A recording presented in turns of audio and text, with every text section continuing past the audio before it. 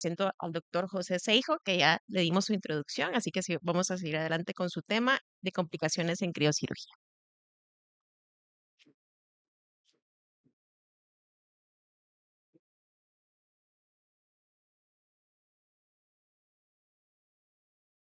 Bueno, pues no se libran tan fácil de mí. Este, hablar de complicaciones de cirugía es lo que acabo de decir. Si usted empieza a hacer algo, siempre le saldrá bien. Un día toma confianza y algo salió mal. Apolo 13, entonces ahí debe uno investigar qué fue lo que salió mal. Y si empieza a descubrir complicaciones, eventualmente está cerrando también el ciclo de aprendizaje. Parece de broma. El que dice que todo le sale bien, quizá no está diciendo la verdad. Bueno, aquí el honor, pues ya es una foto antigua, esta es de hace también 30 años con el doctor Castro Ron en la Academia Americana, foto de papel, y con Jaime Ferrer, que también me entrenó, eso es allá en México en la academia.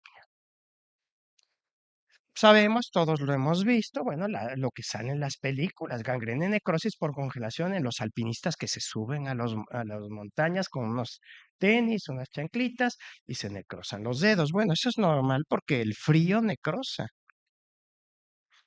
No sé, y aquí esta pregunta creo que es lo contrario. ¿Cuántos de los que aquí están presentes no ponen nitrógeno? Creo que serían muy poquitos. Todos ponemos nitrógeno líquido. No es costoso, es fácil de conseguir, los equipos tampoco, y estamos haciéndolo casi como parte de la consulta. Tenemos el termo ahí juntos, ¿sí? Entonces tú puedes comprar tu recipiente de igual tus termos, tus terminales, vaciar tu nitrógeno, comprarte hasta una cajita de pesca y poner todo y empezar a congelar todo lo que se te ponga enfrente. Y ese paciente llegó el papá y me dijo un día, doctor, le puso nitrógeno líquido a un doctor o una doctora, no recuerdo, y para un mezquino, para una verruga viral, pero mire esto, realmente quiero saber si esto es correcto, porque si no voy a demandar. Doctor, qué problema, porque uno no sabe qué decir, pero es una necrosis excesiva, ¿sí? Entonces hay que tramizar a los pacientes, seleccionar cuáles son para lo que usted quiera, lo que voy a mencionar con liposucción, pues no todos son también para hacer la aspiración de axila, pues también esto hay que seleccionar a los pacientes. Hay una serie de problemas técnicos que pueden generar complicaciones, pero que deben tenerlos en mente. Si uno arroja una cubeta aquí, los voy a salpicar. Igualito esto, cuando usas terminales en spray, hay salpicaduras, impactan la piel que está siendo tratada. Entonces, utiliza un lenguas, una cucharita, hay protectores, que es profeso, y evitar que salpique. Ahora los pacientes están aplicando y dicen, doctor, me está molestando por aquí cerca del ojo, entonces conviene proteger esa piel. La otra, pues los campos. A veces no tenemos la costumbre los ciudadanos de poner campos para todo, pero no necesariamente, porque si pones un campo y te descuidas, escurre el nitrógeno. Esto lo tomé hace unos días, puse un cartón, puse un campo y efectivamente se empezó a empapar y a congelar. Y el paciente te va a decir, usted trató aquí, pero tengo una zona acá de quemada. Entonces hay que cuidar eso, esa zona. Y las mangueritas de descarga, de escape, también cuida hacia dónde están cayendo, porque entonces estás quemando un sitio que no deseas. Los efectos inevitables ya lo sabemos. Finalmente es un fenómeno inflamatorio con calor, rubor, dolor, tumor, pérdida de la función. Eso es normal. Un buen ejemplo lo tenemos con este carcinoma vasocelular. Bueno, tú amarcas el margen, inyectaste anestésico, le pones el nitrógeno líquido, ya lo congelaste, y pues lo primero que va a ocurrir es eritema en una piel de naranja, el edema, eso es normal.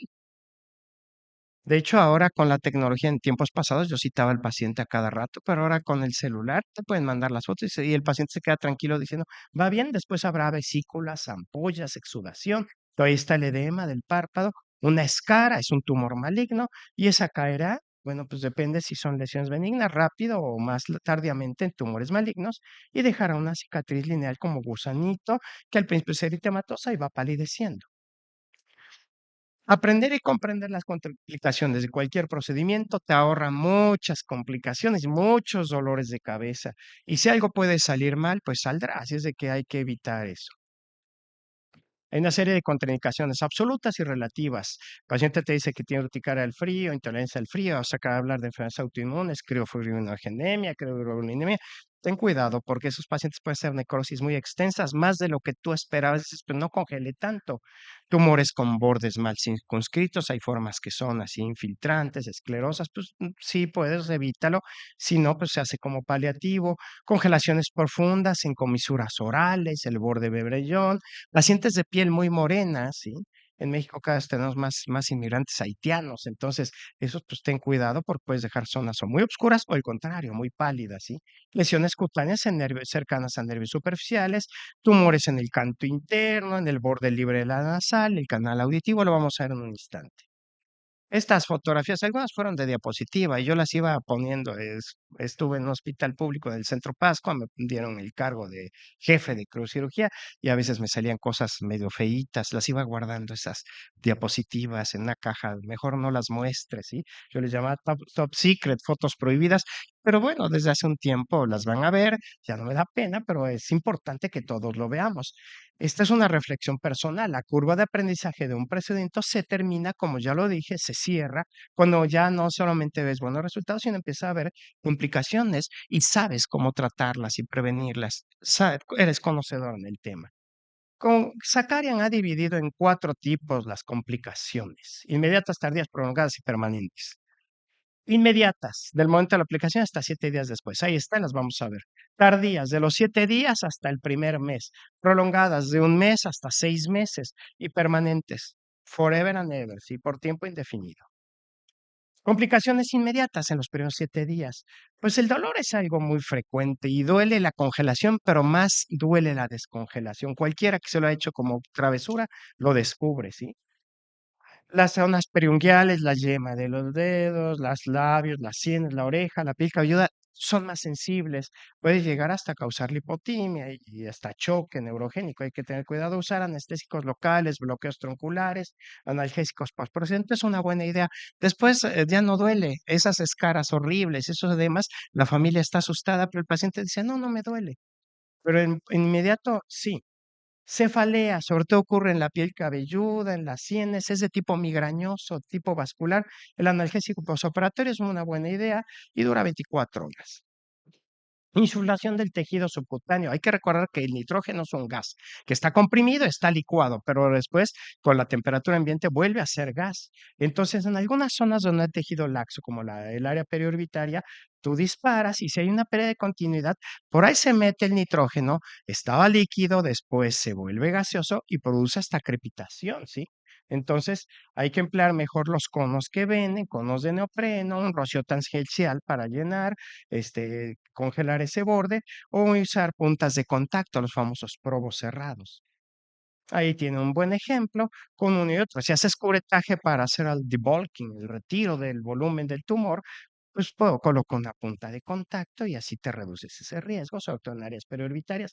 La hemorragia intradérmica la he visto una sola vez, ahí lo tienen, es rara y es porque simplemente ocurre un daño endotelial en el vaso, ese vaso pues pierde esa capacidad de contención, se sale el eritrocito y produce esa zona con el hematoma.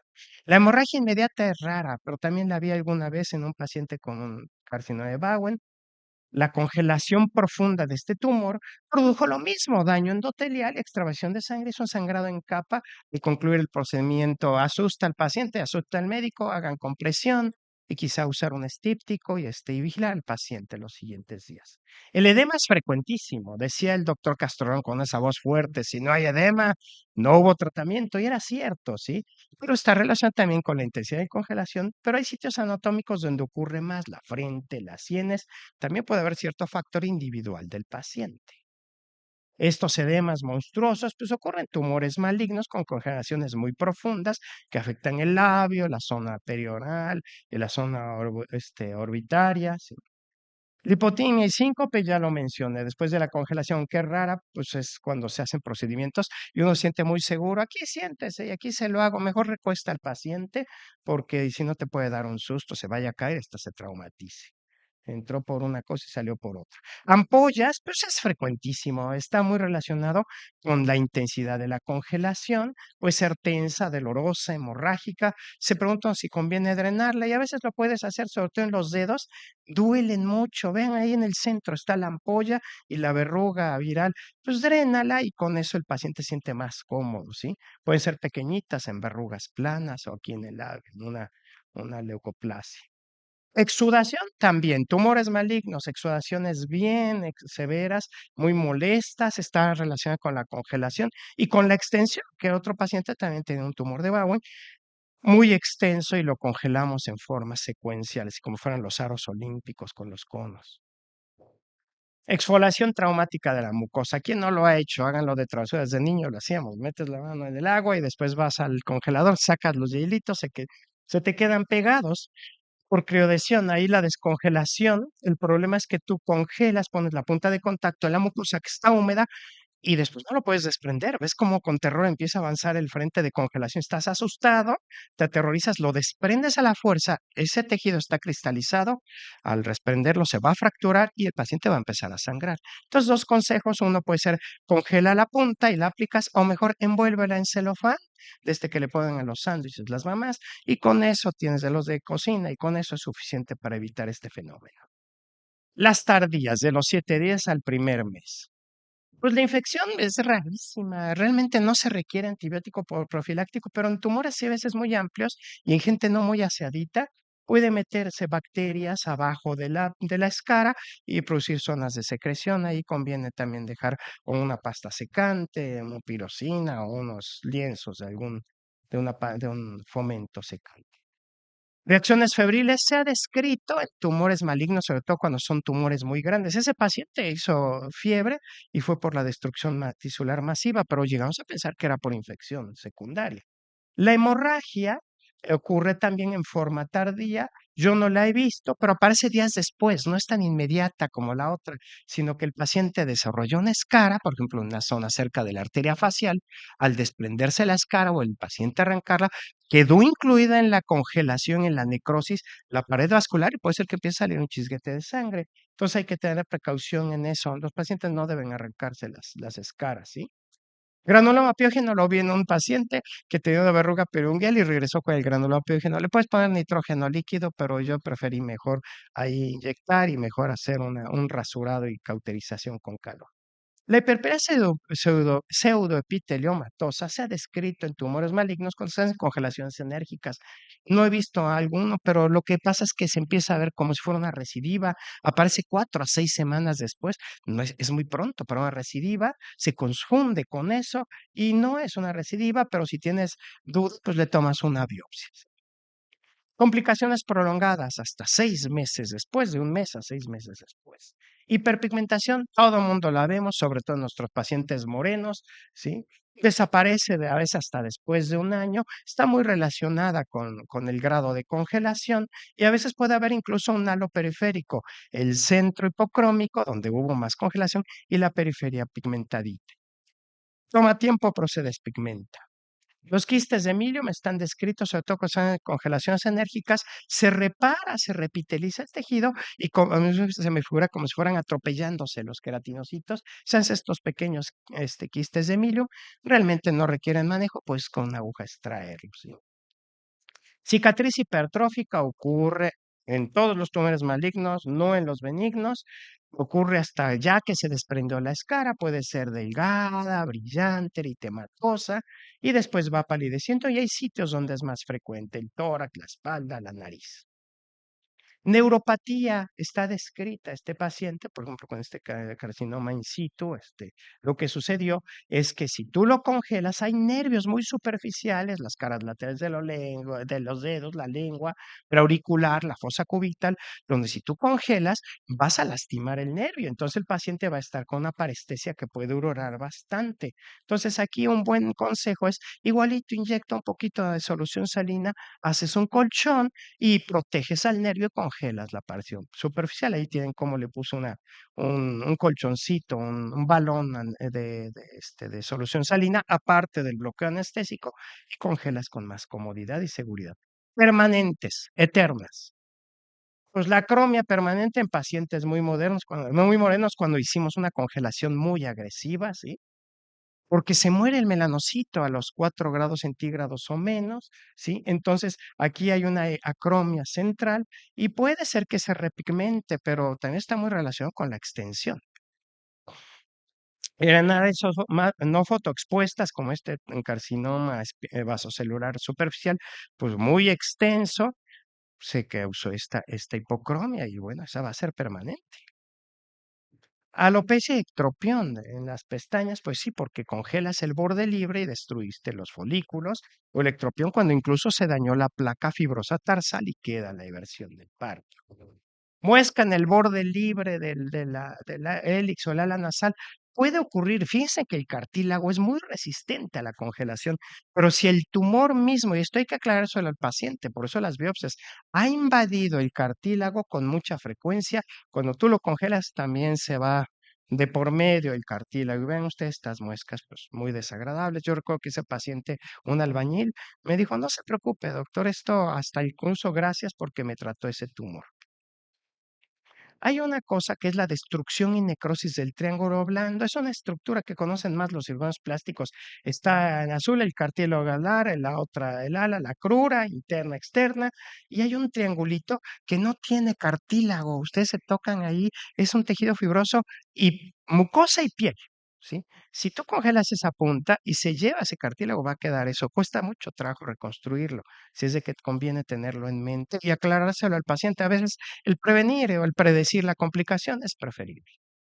Retracción del labio superior, sobre todo cuando la congelación abarcó hasta el borde bermellón, produce esa retracción que puede ser bastante desagradable. Hay que tenerlo en mente, ¿sí? Atrofia cutánea, ese es el paciente que vieron que sangró en forma inmediata en un tumor de Bowen, pues la congelación fue tan profunda que hasta necrosamos el tejido subcutáneo, pues puede ocurrir en la espalda, en la oreja, en la frente, una zona hundida, en la punta nasal.